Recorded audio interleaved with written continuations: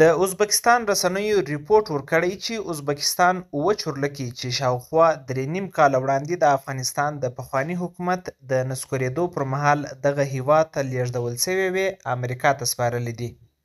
د ریپورټونو له مخې د دې چورلکو د سپارلو اعلان په واشنګټن کې د ازبکستان په سفارت کې شوی دی.